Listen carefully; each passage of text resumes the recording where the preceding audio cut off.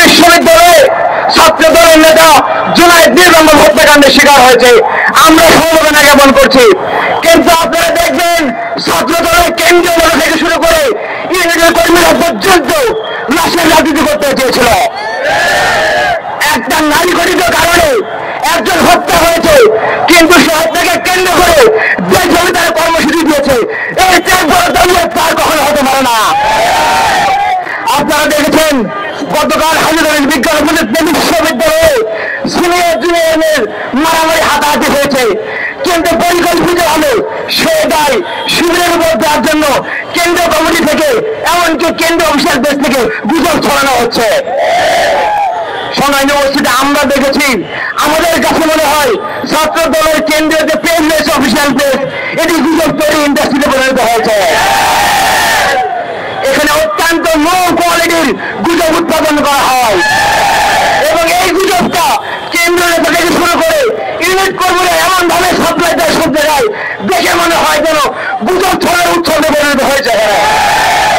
সংগ্রামী উপস্থিতি আমরা বলতে চাই ছাত্র দলকে গঠনমূলক এবং শিক্ষা বান্ধব ছাত্র রাজনীতি থেকে বেরিয়ে এসে আপনারা যে দলীয় নীতি শুরু করেছেন, এর মাধ্যমে আপনাদের রাজনীতির খবর আপনারা নিজেরাই রচনা করেছেন।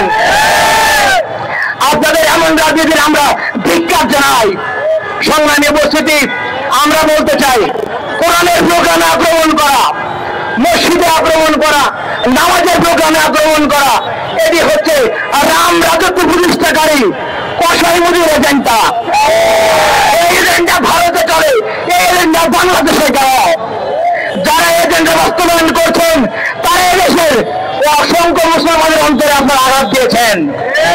আগামী দিনে যদি আপনারা অবস্থান পরিবর্তন না করেন, মনে রাখবেন ফেরাউন টিকতে পারে নাই, নমরুদ টিকতে পারে নাই, হামান টিকতে পারে নাই, হাসিনা টিকতে পারে নাই, আপনারা এক মুহূর্তে টিকতে পারবেন না বাংলাদেশে।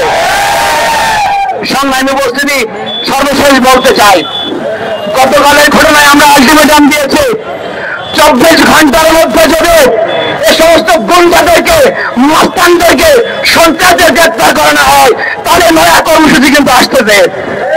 যদি কোনো বিশৃঙ্খলা হয়, যদি কোনো সংকট তৈরি হয়, এই দায় বিএনপি সংগঠন এবং ইসলামী প্রশাসনকে নিতে হবে। আমরা আবার বলছি সবাই কিন্তু 24 ঘন্টা আর মাত্র কয়েক ঘন্টার সময় আছে। তারপর আপনারা উদ্যোগ গ্রহণ করেন। এরপরে যা শুরু হবে তার ঠেকাতে না বললে এদেশে কি আবার শুরু হবে বলবেন আপনারা।